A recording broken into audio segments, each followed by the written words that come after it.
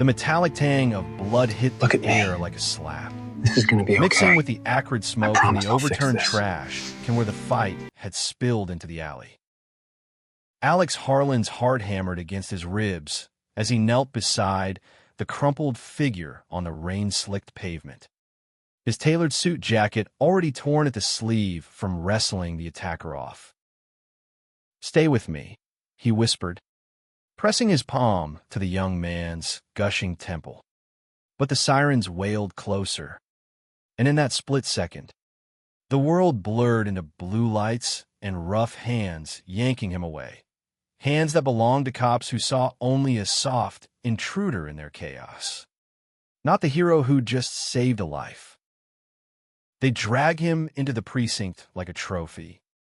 The fluorescent buzz overhead casting harsh shadows on faces twisted in smirks.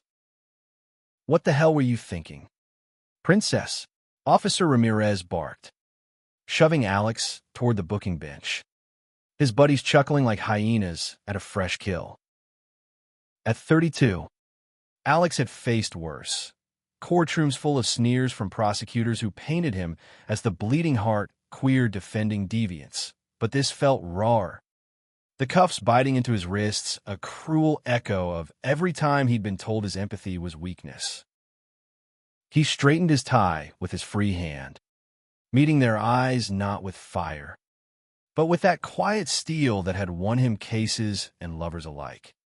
Though tonight, it only fueled their mockery. "Look at him, adjusting his little collar like he's late for tea," another cop jeered, a burly guy named Kowalski whose beard got strained his uniform shirt. The room erupted in laughter, chairs scraping as more officers gathered, drawn by the spectacle of this slim, bookish intruder in a city that chewed up tenderness and spat out bones. Alex's mind raced. The victim, a kid named Tyler he'd pulled from that alley bash, was probably en route to the ER now. His story of being jumped for holding hands with his boyfriend lost in the shuffle unless Alex spoke up.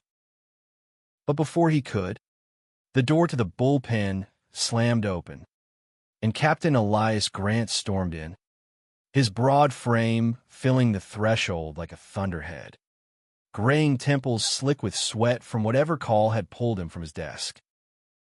The laughter died like a snuffed flame. Grant's eyes, sharp as shattered glass, swept the room, landing on Alex with a flicker of something unreadable, recognition, maybe regret. He strode forward, boots echoing on the linoleum, and the officers parted like the Red Sea, their smirks curdling into confusion. "Uncuff him," Grant ordered, his voice low gravel that brooked no argument. And Ramirez fumbled with the keys, muttering under his breath. As the metal clicked free, Grant extended a hand, steady and calloused from years on the force. "Mr. Harlan," he said, the words landing heavy. "Respectful." "Sir." "It's been too damn long." Alex rubbed his wrists, the red welts blooming like accusations. But he clasped Grant's hand firmly, feeling the weight of unspoken history pass between them. The room hung in stunned silence, the cops exchanging glances that screamed betrayal. How could their hard-ass captain, the man who'd chewed out rookies for less, bow to this? Grant didn't elaborate, just nodded toward his office door. "We need to talk." Now, as Alex followed, Jamie Ellis, the young patrol officer who'd been first on scene, his uniform still dusted with alley grime, watched from the corner. Green eyes narrowed in quiet fury at his colleague's cruelty. He'd seen the footage from the body cam already, Alex diving in, no hesitation, taking punches meant for Tyler. Soft? Bullshit. Jamie's pulse quickened, a forbidden spark igniting as he memorized the lawyer's profile, wondering if that resolve hid the same ache he buried every shift. In the captain's office, the air was thick with stale coffee and old files. The walls lined with commendations that told stories of busts and badges, but never the personal wars Grant had fought. He sank into his creaky chair, gesturing for Alex to take the seat opposite, a rare deference that twisted something deep in Alex's chest. "You look good, kid," Grant said, rubbing his jaw. The lines there deeper than Alex remembered from their last meeting 5 years back, when he defended Grant's nephew pro bono against a hate crime charge that nearly broke the family. That case had bonded them, Grant, the stoic widower raising a boy he'd never fully understood, and Alex, the out-and-proud attorney who'd turned the tide with evidence and eloquence. But tonight, gratitude, laced with shame, hung between them. "Heard about the alley. Tyler's stable. Thanks to you. Doc, say another minute." Alex waved it off, though his hands trembled faintly. Anyone would have. A lie. And they both knew it, in a city where shadows hid too many fists aimed at men like Tyler, or like Alex himself. Back when he was 22 and nursing a split lip from a bar fight gone wrong. Grant leaned forward, elbows on the scarred desk. "Not anyone. And not in this precinct. Not with my men acting like." He trailed off, jaw clenching. The mockery outside hadn't been isolated. It was the precinct's undercurrent. A toxic brew of machismo that choked out vulnerability, especially for guys like Jamie, who Grant suspected was wrestling his own secrets. "I'm sorry. For all of it." The apology cracked something in Alex. Years of guarded walls giving way. "It's not just tonight, Elias. It's every night for kids like Tyler. Like your nephew. We fight in suits while you fight in badges. But we're bleeding the same." Grant nodded, eyes glistening, a man who'd lost his wife to cancer, then nearly his son to despair. Now seeing in Alex the son he wished he could protect. They talked strategy, statements, charges against the bashers, ways to shield Tyler from the fallout. But as Alex rose to leave, Grant gripped his forearm. "Stay for the briefing. Show him what real strength looks like." Alex hesitated, the lawyer in him screaming conflict, the man in him craving the vindication. And then there was Jamie, lingering in the doorway now, his presence a magnetic pull Alex couldn't ignore. The bullpen briefing was a ritual of barked orders and half-eaten donuts. But tonight it crackled with unease. Grant stood at the front, Alex at his side like an unwelcome ghost. The officers slouched in folding chairs, avoiding eye contact. Ramirez shifted, his earlier bravado wilted, while Kowalski stared daggers. Jamie sat in the back, notebook open, but his gaze drifted to Alex, tracing the way his suit hugged his frame, the subtle grace in how he held himself, poise born of loving fiercely in a world that punished it. Grant cleared his throat, the room snapping to attention. Incident report from the 10th and Elm Alley. Assault on a civilian. Intervention by this man here. He nodded to Alex, who felt the weight of 24 stares like spotlights. Murmurs rippled. "That the ferry we booked?" someone whispered, earning a glare from Grant that could curdle milk. "Mr. Harlan's a civil rights attorney. Pulled the victim out of a 3-on-1 beatdown. Took its doing it. Body cam confirms. No charges on him. Ever." The words landed like grenades. Ramirez paling as replays flickered on the projector, Alex's blur of motion, his voice cutting through the fray. "Enough. He's not fighting back." Silence swallowed the room, broken only by Grant's final gut punch. "Mock him again, and you're on traffic detail till retirement. Respect isn't optional. Dismissed as the officers filed out. Grumbling under the fluorescent hum, Jamie lingered, approaching Alex with the caution of a man stepping into traffic. "That was something," he said, voice low, extending a hand. Up close, Alex caught the faint scent of his cologne, cedar and rain, mingling with the precinct's stale air. "Jamie Ellis. I was first responder. You saved that kid's life out there." Alex shook his hand, the contact lingering a beat too long. "Electric. Just if it felt right." "Name's Alex." Jamie's smile was crooked, boyish under the uniform's armor. "Felt right? Most folks run the other way." "Not you." Their eyes locked. A current humming unspoken, the shared knowledge of hiding parts of yourself in rooms full of judgment.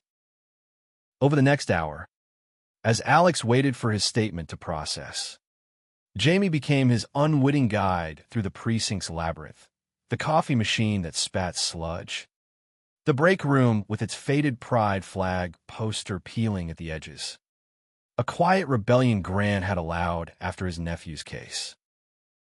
They talked, easy at first, about the city's underbelly, the alleys where love turned to violence too quick. Jamie, 28 and fresh from the academy, spoke of his small-town roots in Ohio, the weight of expectations that had him enlisting to prove his grit. "Gotta be tough, you know, or they eat you alive." Alex nodded, seeing the mirror of his own youth. "Tough's overrated. It's the soft spots that make us fight harder for the ones we love." The words slipped out, laced with intent, and Jamie's flush was telltale, his gaze dropping to Alex's lips before snapping away. Outside, under the sodium glow of street lamps, Alex paused at his car, the night's adrenaline ebbing into ache. "Hey," Jamie called, jogging up, helmet under arm. "Can I buy you a drink?" Non-alcoholic. Precinct rules and all. Alex's laugh was soft, surprised. "There's a diner around the corner. Open late." They walked in companionable silence, shoulders brushing, the city pulse thrumming around them, honks and distant laughter a soundtrack to possibility. The diner was a relic. Vinyl booths cracked, neon sign flickering mells like a heartbeat. Over greasy eggs and black coffee at 2 a.m., barriers crumbled. Jamie admitted the whispers about him, the pretty boy cop who flinched at brutality calls. "They think I'm soft, too." "Joke's on them." Alex reached across, fingers grazing his. "Soft's not a curse. It's where the real stories live." By dawn, as they parted with a promise of coffee, real coffee, Alex felt the stirrings of something dangerous, beautiful. But the city had other plans. 2 days later, Tyler woke in the hospital, whispering to Alex about his attackers, off-duty cops, shadows in the precinct's own ranks. The revelation hit like a freight train, pulling Alex and Jamie into a web of loyalty and lies that would test every fragile thread between them. Whispers turned to threats. A note slipped under Alex's door. "Stay soft," or "Stay silent." He burned it, but the fear lingered, sharp as the memory of cuffs on his skin. Jamie showed up at Alex's brownstone that night, rain-slicked and urgent, pounding the door until Alex yanked it open. "I heard about the names Tyler gave." His eyes were wild. Uniform traded for jeans and a hoodie that did little to hide the tension in his shoulders. Alex pulled him inside. The apartment, a sanctuary of bookshelves and half-finished briefs. a rainbow flag draped casually over the couch like a declaration. "You can't go digging alone," Alex said, voice steady despite the storm in his gut. Jamie paced, fists clenched. "They're my brothers in blue. Alex, if it's true," the if hung heavy, a chasm of betrayal. Alex stepped close, hands on Jamie's arms, grounding him. "Then we expose it. Together. Because hiding? That's what got us here." Their first stakeout was clumsy, born of desperation, parked in Jamie's unmarked cruiser outside a dive bar where the suspects drank off shift. The rain sheeted the windshield, blurring the neon into halos. And in the close quarters, unspoken hung electric. "Why me?" Alex asked, watching Jamie's profile, the way lamplight carved shadows on his neck. Jamie turned, green eyes piercing. "Because you see me." Not the badge. The kiss came fierce. Jamie's hand cupping Alex's jaw, tasting of coffee and fear. A collision of need that left them breathless against the dash. "God, I've wanted this since the alley," Jamie murmured, forehead to Alex's. But duty clawed back, movement outside, the suspects spilling out, laughing crude about teaching that fag a lesson. They tailed them to a warehouse district, hearts pounding in sync, phones recording every slurred admission. "Kid thought he could prance around holding hands? We fixed that," one boasted, Ramirez's voice unmistakable. Evidence piled like kindling. But so did the risks, tires slashed that night.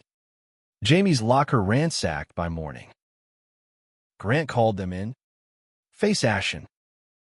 "You two stirring a hornet's nest." "My nest," but his eyes held pride, mingled with warning. "Finish it clean, or it finishes you." Alex saw the toll on Grant, the man who'd buried his doubts about his own son's sexuality, now facing Rod in his command. For Tyler, Alex pressed. For all of them, Grant sighed, clapping Jamie's shoulder. "Watch each other's backs. That's what family does." The romance bloomed in stolen moments. Late night runs along the river.